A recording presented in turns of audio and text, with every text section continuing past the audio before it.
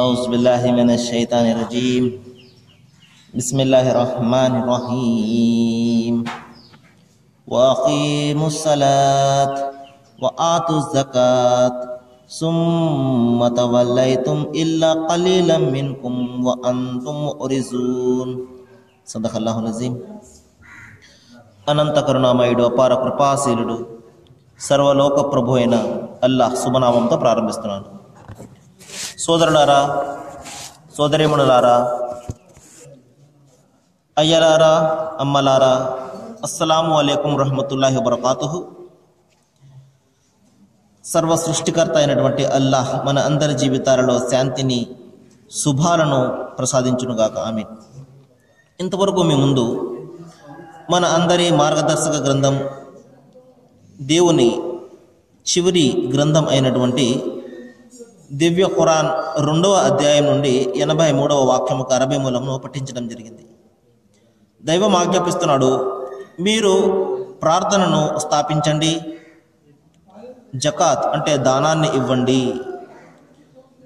సోదరులారా, మనము గత కొద్ది రోజులుగా నమాజ్ అనే ఆరాధన విధానం యొక్క ప్రాముఖ్యత ఏమిటి, దాని వలన మనిషికి కలిగే ప్రయోజనాలు ఏమిటి, మానవ జీవితంపై ఈ నమాజ్ అనే ఆరాధన ఎటువంటి ప్రభావాన్ని చూపిస్తుంది, ఇటువంటి విషయాల గురించి మనము ఎక్కువగా తెలుసుకున్నాం. చూడండి సోదరులారా, మనిషి ఈ రోజున చాలా వైజ్ఞానిక పరంగా ఎంతగా అభివృద్ధి సాధించినప్పటికీ కూడా అతను భావిస్తున్నాడు, నాకు అన్ని విషయాలు కూడా తెలుసు అని అతను పొరపడుతున్నాడు. కానీ నిజం చెప్పాలంటే సోదరులారా, వాస్తవానికి మనిషికి ఏమీ కూడా తెలియదు. అతనికి తన దైవాన్ని ఏ విధంగా ఆరాధించాలో తెలియదు.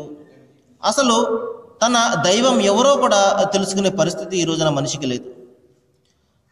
ఈ విధంగా దైవానికి సాటి సమానం కల్పించి మిథ్యా దైవాల ఆరాధనలో మనిషి ఈ రోజున మునిగిపోయి ఉన్నాడు.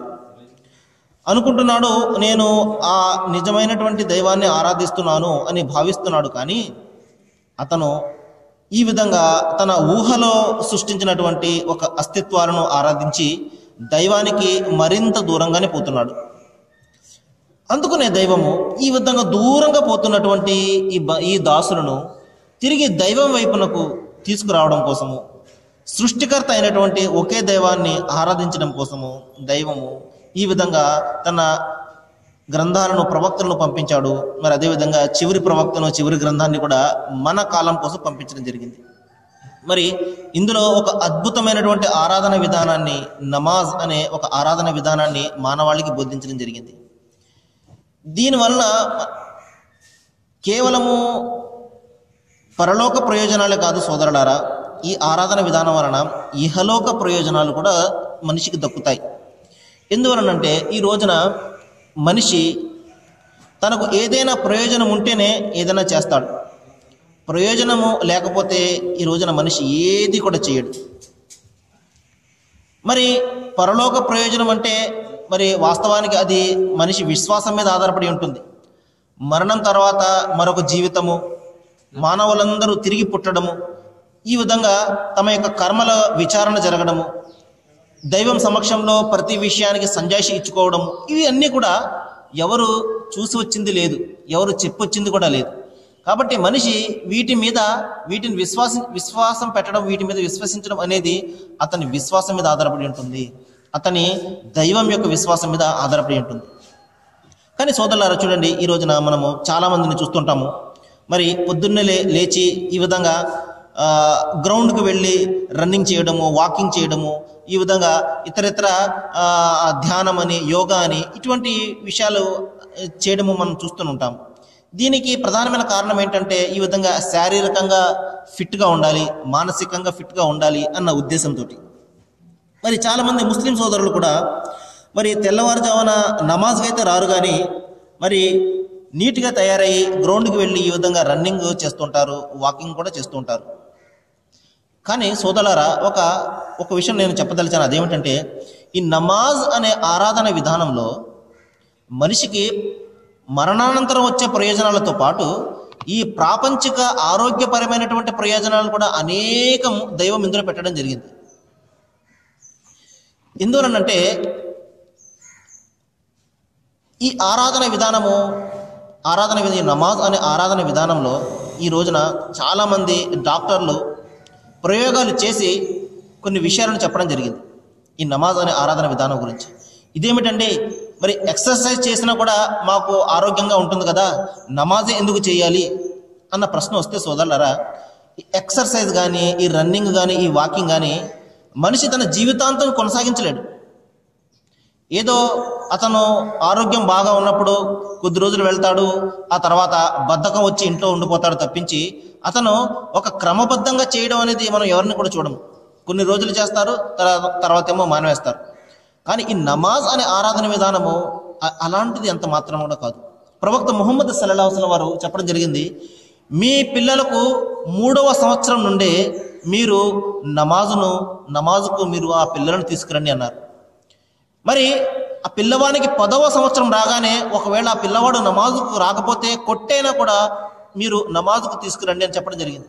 ఈ విధంగా ఒక దాసునికి 10వ సంవత్సరం నుండి అతను చనిపోయే వరకు కూడా ఈ 5 పూటల ఒక క్రమబద్ధంగా, ఒక నియమబద్ధంగా ఈ నమాజ్ ఆచరించడం అనేది, మరి ఈ విధంగా అతను ఎక్సర్సైజ్లో కానీ, ఆ రన్నింగ్లో కానీ ఆ విధంగా చూడగలమా మనం? ఎంత మాత్రం కూడా కాదు. ఈ విధంగా ఒక క్రమబద్ధంగా తన జీవితాంతం కూడా 5 పూటలా కూడా ఈ విధంగా అతను ఈ నమాజ్ అనే ఆరాధన విధానము చేసినట్లయితే అతనికి కలిగే ఈ ఆరోగ్యపరమైనటువంటి ప్రయోజనాలను నేను చెప్తున్నాను చూడండి సోదరులారా. చాలా మంది డాక్టర్లు పరిశోధన చేసి ఈ విషయాలను చెప్పడం జరిగింది. ఒకటి ఏమిటంటే సోదరులారా, ఈ నమాజ్ అనే ఆరాధన విధానం, నమాజ్ అంటే కేవలము జ్ఞాపకం వచ్చినప్పుడు రావడము, రోజులో 1 సార్లు 2 సార్లు రావడము, లేకపోతే వారానికి 1 సారి రావడము, సంవత్సరానికి 1 సారి రావడము కాదు. తన జీవితంలో 5 పూటల్లో కూడా ఎవరైతే ఈ ప్రార్థనను స్థాపిస్తాడో, క్రమం తప్పకుండా, నియమం తప్పకుండా, నిర్ణీతమైన సమయంలో ఎవరైతే తన జీవితంలో ప్రార్థనను స్థాపిస్తాడో, నమాజ్ను స్థాపిస్తాడో, అటువంటి వారికి కలిగే ప్రయోజనాల గురించి నేను చెప్తున్నాను. ఒకటి ఏమిటంటే సోదరులారా, ఈ రోజున మన ప్రపంచవ్యాప్తంగా మనం ఎదుర్కొంటున్నటువంటి సమస్యలు ఏమిటంటే మోకాళ్ళ నొప్పులు. ఈ మోకాళ్ళ నొప్పులు ఈ విధంగా ఒక 40 ఏళ్ళు వచ్చేసరికి ప్రతి మనిషికి కూడా ఈ మోకాళ్ళ నొప్పులతో బాధపడుతుంటాడు ఈ రోజున. మరి చాలామంది ఈ రకమైనటువంటి వంకలు పెడుతుంటారు, ఏమండి నాకు కాళ్ళ నొప్పులు అయ్యి చాలా ఎక్కువ ఉన్నాయండి, ఇవన్నీ తగ్గిన తర్వాత అప్పుడు నేను నమాజ్కి వస్తానని చెప్పేసి చాలామంది చెప్తుంటారు. లేకపోతే నాకు పలానా అనారోగ్య సమస్య ఉందండి, అది తగ్గిన తర్వాత నేను నమాజ్కి వస్తానని చెప్పేసి ఈ విధంగా వంకలు పెట్టడం మనం చూస్తూనే ఉంటాం. అయితే సోదరులారా, దైవము ఈ నమాజ్ అనే ఆరాధన విధానంలో చికిత్స పెట్టాడు, ఆరోగ్యం పెట్టాడు. అందులో మనిషి అనుకుంటున్నాడు, నేను అవి చేస్తే నాకు ఆరోగ్యం ఇంకా తగ్గిపోతుందేమో, ఇంకా ఎక్కువైపోతాయేమో నొప్పులు అని చెప్పేసి మనిషి భావిస్తున్నాడు. కానీ ఈ రోజున డాక్టర్లు చెప్పే విషయం ఏంటంటే, మన ఈ మోకాల్లో మృదులాస్థి అనే ఒక ఎముక ఉంటుంది, చాలా మెత్తటి ఎముక. దానికి రక్త సరఫరా సరిగ్గా జరగలేదనుకోండి, రక్త సరఫరా అనేది, రక్తం యొక్క సరఫరా దానికి సరిగ్గా జరగకపోతే అక్కడ బ్యాక్టీరియా అది చేరి అక్కడ ఏమవుతుందంటే అది సరిగ్గా పనిచేయడం మానేస్తుంది. ఆ విధంగా ఎందుకు జరుగుతుందంటే దానికి సరైనటువంటి ఎక్సర్సైజ్ లేక, దానికి సరైనటువంటి వ్యాయామం లేని కారణంగా అక్కడ బ్యాక్టీరియా చేరిపోయి ఈ విధంగా మోకాళ్ళ నొప్పులు బయలుదేరుతుంటాయి. కానీ మరి ఎప్పుడైతే ఒక దాసుడు 5 పూటలో కూడా ఈ విధంగా సుమారు ఒక 100 సార్లు అతను ఈ మోకాళ్ళ మీద అతను ఈ విధంగా నమాజులో వ్యాయామం చేస్తాడు, చేసినప్పుడు ఆ భాగానికి రక్త సరఫరా చాలా శుభ్రంగా జరిగి అది చాలా ఆరోగ్యంగా ఉంటుంది అని చెప్పేసి ఈ రోజున డాక్టర్లు చెప్పడం జరుగుతుంది. ఈ విధంగా మన మోకాలి నొప్పులు తగ్గడం కోసము ఈ నమాజ్ అనే విధానము చాలా అద్భుతంగా పనిచేస్తుంది. ఆ తర్వాత ఇంకా ఏమిటంటే ఈ నమాజ్ వలన మొత్తం శరీరానికి ఒక మసాజ్ లాగా జరుగుతుంది. చూడండి, మనము కావాలని చెప్పి మసాజ్ చేయించుకోవడానికి ఎంతవరకు మనం ప్రయత్నించగలము, అది అసాధ్యమైనటువంటి విషయం. కానీ మనం అప్రయత్నంగా ఎప్పుడైతే 5 పూటలా ఈ విధంగా నమాజును ఆచరిస్తామో దానికి అదే శరీరం అంతా కూడా ఒక మసాజ్ మాదిరిగా అతనికి దొక్కుతుందన్నమాట, మసాజ్ లభిస్తుంది అతనికి. తద్వారా మొత్తం శరీరం అంతా కూడా రక్త సరఫరా జరిగి మొత్తం శరీరంలోని భాగాలన్నీ కూడా ఆరోగ్యంగా ఉంటాయి. ఆ తర్వాత ఇంకొక విషయం ఏంటంటే సోదరులారా, మన గుండె నుండి శరీర భాగాలన్నిటికీ కూడా రక్త సరఫరా జరుగుతుంది. ఇది మన అందరికీ కూడా తెలిసిన విషయమే. అయితే గుండె నుండి క్రిందకు రక్త సరఫరా చాలా బాగా జరుగుతుంది. కానీ అదే గుండె నుండి తలపైకి రక్త సరఫరా చాలా భారంగా జరుగుతుంది. ఎందుకంటే అది పైన ఉంటుంది కాబట్టి. మరి ఎప్పుడైతే మనిషి ఈ సాష్టాంగం అనే ఈ నమాజులో ఈ విధానం చేస్తాడో, నేను మళ్ళా ఇంకొకసారి జ్ఞాపకం చేస్తాను. సాష్టాంగము అంటే నేల మీద బోర్లా పడుకోవడం కాదు. సాష్టాంగం అంటే మనిషి యొక్క 8 అష్ట అంటే 8 అంగాలు అతని నేల మీద తగలాలి. 2 అరిచేతులు, 2 మోకాళ్ళు, 2 కాళ్ళ యొక్క బొటన వేళ్ళు, నుదురు, ముక్కు, ఈ 8 అంగాలు కూడా నేల మీద తగలడాన్ని సాష్టాంగం అంటారు.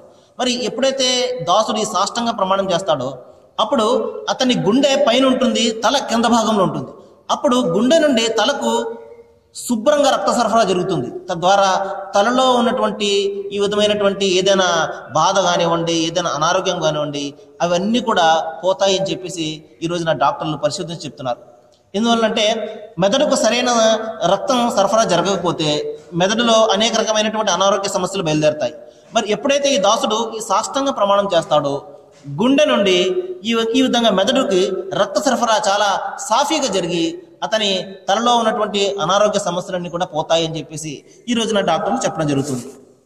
ఇంకోటి ఏంటంటే సోదరులారా, మనము ఎక్కువగా బాధపడే అనారోగ్య సమస్య ఏంటంటే అజీర్ణం అనే అనారోగ్య సమస్య. అదేవిధంగా ఈ విధంగా గ్యాస్ట్రిక్ ట్రబుల్ అని ఈ రోజున ప్రతి మనిషి కూడా ఎదుర్కొనే సమస్యలు ఇవన్నీ కూడా గ్యాస్ట్రిక్ ట్రబుల్. మరి ఎప్పుడైతే తెల్లవారుజామునే ఈ దాసుడు లేచి నమాజును ఆచరిస్తాడో అప్పుడు అతని కడుపులో పేరుకుపోయినటువంటి గ్యాస్ అంతా కూడా బయటకు పోతుంది. మరి అదేవిధంగా అతను భోజనానికి ముందు, భోజనం తర్వాత ఈ విధంగా క్రమ పద్ధతిలో అతను ఈ నమాజును ఆచరించడం వలన ఇదేంటంటే మేము ఎక్సర్సైజులు చేస్తాము కదా అంటే ఎక్సర్సైజ్ ఏదో పొద్దున కొద్ది సమయం మాత్రమే చేస్తాడు తప్పించి ఈ విధంగా 24 గంటల్లో అతను మళ్ళా చేయడు. కానీ నమాజ్ అనే ఆచరణ విధానము, ఆరాధన విధానం అలాంటిది కాదు. 24 గంటల్లో 3-4 గంటల గ్యాప్లో అతను 24 గంటల పాటు అతను ఈ ఆచరణ చేస్తూనే ఉంటాడు. ఈ విధంగా తన శరీరాన్ని అతను ఈ విధంగా ఎక్సర్సైజ్ చేస్తూనే ఉంటాడు. తద్వారా ఏమవుతుందంటే ఆ అజీర్ణం అనే సమస్య నుండి బయటపడతాడు. ఆ గ్యాస్ట్రిక్ అనే సమస్య నుండి అతను బయటపడడం జరుగుతుంది. సోదరులారా, ఇవన్నీ కూడా నేను ఏవో కల్పించి చెప్తున్నటువంటి మాటలు ఎంత మాత్రం కూడా కావు. ఇవి డాక్టర్లు పరిశోధించి ఒక రిపోర్ట్ తయారు చేసి ఇచ్చినటువంటి మాటలు ఇవన్నీ కూడా. ఆ తర్వాత ఇంకా ఏంటంటే సోదరులారా, ఇది మనలో పేరుకుపోయినటువంటి కొలెస్ట్రాల్ను, ఈ కొవ్వును, అధిక శాతంగా పేరుకుపోయినటువంటి కొవ్వును కూడా ఇది తగ్గిస్తుంది ఈ నమాజ్ అని చెప్పేసి ఈ రోజున చెప్పడం జరుగుతుంది. ఇంకా ఈ విధంగా ఒక క్రమమైన పద్ధతిలో ఈ ఆరాధన చేయడం వలన కండరాలు బలపడతాయి. ఈ విధంగా మనిషికి ఒక స్టామినా, ఒక సామర్థ్యం అనేది పెరుగుతుంది అని చెప్పేసి చెప్పడం జరిగింది. ఇంకా అదేవిధంగా శరీరంలోని భాగాలన్నిటికీ కూడా రక్త సరఫరా సాఫీగా జరిగి అన్నీ కూడా ఆరోగ్యంగా ఉంటాయి. అన్ని భాగాలు కూడా ఆరోగ్యంగా ఉంటాయి. ఎప్పుడైతే ప్రతి భాగానికి రక్త సరఫరా సాఫీగా జరుగుతుందో అక్కడ ఆ భాగం అంతా కూడా ఆరోగ్యంగా ఉంటుంది. మనకు అనారోగ్యం కలగడానికి ప్రధాన కారణం ఏంటంటే ఆ రక్త సరఫరా సరిగ్గా జరగకపోవడమే. కాబట్టి ఈ విధంగా ఈ నమాజ్ అనే ఆచరణ విధానము, ఆరాధన విధానంలో మనిషికి ప్రధానంగా మానసిక ప్రశాంతత లభిస్తుంది. సోదరులారా, ఇది చాలా ముఖ్యమైనటువంటి విషయం. ఎందువలనంటే ఈ రోజున మానసిక ప్రశాంతత కోసము మనిషి పడనటువంటి పాటలు లేవు. ఎంతగా పాటలు పడుతున్నాడంటే ఈ మానసిక ప్రశాంతత కోసము, ఒక 6 గంటల పాటు సుఖంగా నిద్రపోవడం కోసము మనిషి ఎంతగా ఈ రోజున ప్రాకులాడుతున్నాడంటే ట్యాబ్లెట్లు వేసుకుంటే కానీ నిద్ర పట్టే పరిస్థితి లేదు, మరొకటి చేస్తే కానీ నిద్ర పట్టే పరిస్థితి లేదు. ఈ రోజున సమస్యల సుడిగుండంలో, సమస్యల వలయంలో, విషపు వలయంలో మనిషి చిక్కుకుపోయి నిద్రను కోల్పోతున్నాడు. ఈ విధంగా నిద్రను కోల్పోవడం వల్ల అనేక సర్వరోగాలు కూడా కలుగుతున్నాయి. సర్వరోగాలు కూడా మనిషికి సరైనటువంటి నిద్ర లేని కారణంగా కలుగుతున్నాయి. కానీ సోదరులారా, ఈ నమాజ్ అనే ఈ ఆరాధన విధానం ఉంది చూశారు, ఇది మనిషికి ఎంత ప్రశాంతమైనటువంటి నిద్రను కలిగిస్తుందంటే, ఎందువలనంటే మనిషి మనసు ఎప్పుడు ప్రశాంతంగా ఉంటుందంటే అతని మనసు తన దైవానికి అర్పించుకున్నప్పుడు నిజంగా అతనికి చాలా ప్రశాంతత లభిస్తుంది. అందుకనే ఖురాన్లో ఒక సందర్భంలో దైవం చెప్తున్నాడు, అలా బి జిక్రిల్లాహి తత్మఇన్నల్ ఖులూబ్, మీ హృదయాలకు ప్రశాంతత లభించేది దైవనామస్మరణతోనే. అంటే దైవాన్ని స్మరించడంతోనే, ఆయన యొక్క ఆజ్ఞల ప్రకారము జీవితం గడపడంలోనే. ఆయన సూచించిన విధంగా మన జీవితాన్ని మలుచుకోవడంలోనే మనకు మానసికమైనటువంటి ప్రశాంతత కలిగిస్తుంది. మనము దైవాన్ని విడిచిపెట్టి, ఆయన ఆజ్ఞను విడిచిపెట్టి మన ఇష్టం వచ్చినట్లు జీవితం గడుపుతుంటే మనకు ప్రశాంతత ఎలా దక్కుతుంది? కాబట్టి ప్రశాంతత మనకు మరింత దూరంగానే పోతుంది, మన దగ్గరికి రావడం లేదు. ఎందుకు? మనము దైవం యొక్క ఆజ్ఞ ప్రకారం కాకుండా మన మనసుకు నచ్చిన విధంగా మనం జీవితం గడుపుతున్నాం కాబట్టి మన మనసు ఏం చెప్తుంది? చెడ్డ పనులు చేయమని చెప్తుంది. ఈ విధంగా మద్యపానం అని, లేకపోతే ఇంకొకటిని, ఈ విధంగా సిగరెట్లని, ఈ విధంగా మనసు ఈ విధంగా చెడు పనుల వైపునకే తీసుకువెళ్తుంది. మరి అవన్నీ కూడా చేసేసి నాకు ప్రశాంతత రావాలి అంటే మనిషికి ఎక్కడ దొరుకుతుంది ప్రశాంతత? కాబట్టి మన మనసును దైవానికి అప్పచెప్పినప్పుడు, పూర్తిగా సమర్పణ చేసుకున్నప్పుడు అప్పుడు ప్రశాంతత. కాబట్టి ఈ విధంగా మానసిక ప్రశాంతత అనేది ఈ నమాజ్ అనే ఈ ఆచరణ విధానంలో, ఈ ఆరాధన విధానంలో దాసునికి చాలా చాలా స్పష్టంగా దొరుకుతుందన్నమాట. ఎందువలంటే దాసుడు తన సర్వాన్ని కూడా దైవానికి సమర్పించుకుంటాడు. తద్వారా అతని యొక్క శరీరానికి కూడా ఈ విధంగా ఎక్సర్సైజ్ దొరుకుతుంది, అతని మనసుకు కూడా దొరుకుతుంది. తద్వారా అతను ప్రశాంతమైనటువంటి నిద్రను పొందుతాడు. ఇంకా ఈ విధంగా అతను నమాజ్ అనే ఈ విధానంలో అత్యద్భుతమైనటువంటి దేవుని గ్రంథమైనటువంటి అరబీ భాషలో ఖురాన్ను అతను వినడం జరుగుతుంది, లేకపోతే చదవడం జరుగుతుంది. ఇది మనుషుల యొక్క మనస్సులపై ఎటువంటి అద్భుతమైనటువంటి ప్రభావాన్ని చూపిస్తుంది అంటే, చిన్న ఉదాహరణ చెప్తాను. గత కొద్ది సంవత్సరాల క్రితము ఈజిప్ట్ అధ్యక్షుడు సోవియట్ రష్యా సందర్శించడం జరిగింది. అతని వెంట, ఆ అధ్యక్షుడి వెంట ఒక ఖురాన్ను పఠించే ఒక ఖారి, అంటే ఖురాన్ను మధురంగా పఠించే ఒక విద్వాంసుడు కూడా అతను వెళ్ళడం జరిగింది. ఆ విద్వాంసుడిని వాళ్ళు కోరడం జరిగింది, మీ ఖురాన్ను కొద్దిగా పఠించి చూపించండి అని చెప్పేసి. అతను ఆ ఖురాన్ను పఠించి వాళ్ళ ముందు పఠిస్తున్నప్పుడు వాళ్ళకు అది ఏమీ కూడా అర్థం కాలేదు. అయినప్పటికీ కూడా వాళ్ళు అలా వాళ్ళ కళ్ళమ్మట కన్నీరు దారులుగా కారడం మొదలుపెట్టి వారు ఏడడం మొదలుపెట్టారు. అప్పుడు అధ్యక్షుడు అడిగాడు, ఇదేమిటండి మీకు అసలు ఖురానే అర్థం కాదు కదా, మరి మీరు ఎందుకు ఏడుస్తున్నారంటే, ఏమోనండి మాకు అదైతే అర్థం కాలేదు, కానీ ఆ పదాల్లో ఉన్నటువంటి మాధుర్యాన్ని విని మాకు ఈ విధంగా ఏడుపు వచ్చేసింది అని చెప్పడం జరిగింది. ఈ విధంగా దేవుని అంతిమ గ్రంథమైనటువంటి ఖురాన్ అరబీ భాషలో అవతరించింది. అరబీ భాషలోనే మన అదృష్టం కొద్ది మన కళ్ళ ముందు ఉంది. ఈ రోజున దైవ గ్రంథాలుగా చెప్పబడి చాలా గ్రంథాలు మనకు లభిస్తాయి, కానీ అవి అవతరింపజేయబడినటువంటి భాషల్లో మనకు ఈ రోజున లేవు. అది మన దురదృష్టం. కానీ ఖురాన్ విషయంలో దైవము మనకు అటువంటి నిరాశకు గురి చేయలేదు. ఎందువల్లంటే ఇన్న నహ్ను నజ్జల్నా ఖురాన వ ఇన్న లహు లహాఫిజూన్, ఈ ఖురాన్ను నేను అవతరింపజేశాను, దీన్ని రక్షించే బాధ్యత కూడా నాదే అని దైవం ఈ రోజున ఖురాన్ యొక్క రక్షణ బాధ్యతను తీసుకున్నాడు. తద్వారా మనకు అరబీ భాషలో ఆ ఖురాన్ మనకు లభ్యమవుతుంది.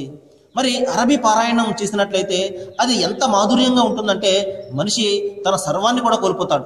అంత మానసిక ప్రశాంతత అతనికి దక్కుతుందన్నమాట. ఈ విధంగా ఈ నమాజ్, ఈ ఆరాధన విధానంలో దాసుడు ఖురాన్ను వింటాడు, ఈ విధంగా అంతిమ గ్రంథాన్ని చదువుతాడు. తద్వారా అతనికి మానసికమైనటువంటి ప్రశాంతత లభిస్తుంది. అయితే సోదరులారా, ఈ విధంగా ఈ ఖురాన్ అనే ఈ నమాజ్ అనే ఈ ఆరాధన విధానంలో 7 ఆసనాలను మనిషి వేస్తాడు. నించుంటాడు, ఈ విధంగా మోకాల మీద వంగుంటాడు, ఈ విధంగా సాష్టాంగ పడతాడు, వజ్రాసనం వేస్తాడు. ఈ విధంగా సర్వం శరీరం అంతా కూడా ఒక రకమైనటువంటి చైతన్యాన్ని పొందుతుంది. మొత్తం శరీర భాగాలకు రక్తం సరఫరా జరిగి మొత్తం శరీర భాగాలన్నీ కూడా చక్కగా పనిచేయడం మొదలు పెడతాయి అన్నమాట. ఈ విధంగా అద్భుతమైనటువంటి ఆరోగ్యపరమైనటువంటి ఉపయోగాలు, ప్రయోజనాలు మనకు దైవము ఈ నమాజులో పెట్టడం జరిగింది. ఒకటి, పరలోకంలో దీని యొక్క ప్రతిఫలం దక్కుతుంది, ఇహలోకంలో కూడా మనకు ఆరోగ్యపరమైనటువంటి సమస్యల నుండి మనము బయటపడతాము. కాబట్టి సోదరులారా, మనము దీని గురించి మనం ఆలోచించాలి. ఇంకొక విషయాన్ని చెప్పి నేను ముగించడానికి ప్రయత్నం చేస్తాను. ఒకటి ఏమిటంటే సోదరులారా, ఈ నమాజ్ అనే ఈ విధానం వలన మనిషికి పంక్చువాలిటీ, అంటే సమయాన్ని పాలించడం అనే అలవాటు అత్యద్భుతంగా అతనికి అలవడుతుంది అనమాట. ఈ రోజున మనిషి సమయాన్ని పాలించడం మనం చాలా తక్కువగా చూస్తుంటాం. చెప్పిన సమయానికి రాకపోవడం, అనుకున్నది చేయకపోవడం, ఈ విధంగా. కానీ నమాజ్ అనే ఈ విధానంలో మనిషికి పంక్చువాలిటీ వస్తుంది. ఎందువల్లంటే ఆ నిర్ణీతమైనటువంటి సమయంలోనే ఆ నమాజ్ చేయాలి. నా ఇష్టం వచ్చినప్పుడు నేను చేసుకుంటాను, నా పనులన్నీ కూడా అయిపోయిన తర్వాత నేను వెళ్తాను అంటే అక్కడ ఉండదు. ఈ విధంగా మనిషికి ఒక పంక్చువాలిటీని ఈ నమాజ్ అనేది నేర్పుతుంది. ఇంకా అతనికి ఒక జవాబుదారీతనాన్ని నేర్పుతుంది. నేను చేస్తున్నటువంటి పనులను దైవం ముందు నేను సమాధానం చెప్పుకోవాలి, నేను సంజాయిషి ఇచ్చుకోవాలి అన్న ఒక జవాబుదారితనాన్ని నేర్పుతుంది. ఈ జవాబుదారితనం లేకపోవడం వలనే ఈ రోజున మనిషి భయంకరమైనటువంటి నేరాలను ఘోరాలు చేస్తున్నాడు. నేను ఈ పనికి జవాబు చెప్పుకోవాలి అన్న భయం అతనిలో ఉందనుకోండి, అతను ఆ పని చేయలేడు. ఈ విధంగా దాసుని యొక్క మనసులో దైవ భీతి, పాప భీతిని ఈ నమాజ్ అనేది నేర్పుతుంది. నేను ఊరికే నమాజ్ చేస్తున్నాను, మరి తర్వాత నేను పాపాలు చేసేస్తాను అంటే అతను ఆ విధంగా చేయలేడు. నమాజ్ చేస్తున్నాను అంటే నేను దైవం ముందు నేను సమాధానం చెప్పుకోవాలి అన్న భయం అతనిలో కలుగుతుంది. ఈ విధంగా సోదరులారా, అన్ని మానసిక జబ్బుల నుండి, శారీరక జబ్బుల నుండి ఈ నమాజ్ అనే ఈ ఆరాధన విధానము మనిషిని బయట ఈ విధంగా వాటన్నింటి నుండి కూడా బయటకు తీసి పరిశుద్ధిని చేస్తుంది. ఒకటి ప్రాపంచిక ప్రయోజనాలు దొక్కుతాయి, పరలోకంలో కూడా దేవుని యొక్క అనుగ్రహం అతనికి కలుగుతుంది. కాబట్టి నేను దైవాన్ని ప్రార్థిస్తున్నాను సోదరులారా. మరి నమాజ్ గురించి మనం చాలా విషయాలు తెలుసుకున్నాము. మరి ఇహలోక ప్రయోజనాలు, పరలోక ప్రయోజనాలు, మరి అంతేకాకుండా నమాజు మరియు ఇతరత్ర మనుషులు కల్పించుకున్నటువంటి ఆరాధన పద్ధతులు, యోగా లాంటి పద్ధతుల యొక్క భేదాలు ఇవన్నీ కూడా మనం చూసాము. తద్వారా మనకు తెలిసి వచ్చిన విషయం ఏమిటంటే, ఈ అద్భుతమైనటువంటి ఆరాధన విధానము దైవం మానవాళికి ఇచ్చినటువంటి ఒక అద్భుతమైనటువంటి బహుమతి. దీన్ని మనము తీసుకుని అనుసరించినట్లయితే మనకు ఇహపరలోకాల సాఫల్యము నిశ్చయంగా కలుగుతుంది. నేను దైవాన్ని ప్రార్థిస్తున్నాను. ఏ విషయాలైతే నేను ఇక్కడ చెప్తున్నానో వాటి మీద మీరు, నేను, మనందరం కూడా ఆచరించాలని, దైవం యొక్క అనుగ్రహానికి పాత్రలు కావాలని, అల్లాహ్ మన అందరి మనసులను కలిపి మనందరినీ ఆయన ఆరాధన చేసే విధంగా మన మనసులను మలచాలని నేను ప్రార్థిస్తూ ముగిస్తున్నాను. వాఖిరు దావానా అనిల్ హమ్దులిల్లాహి రబ్బిల్ ఆలమీన్.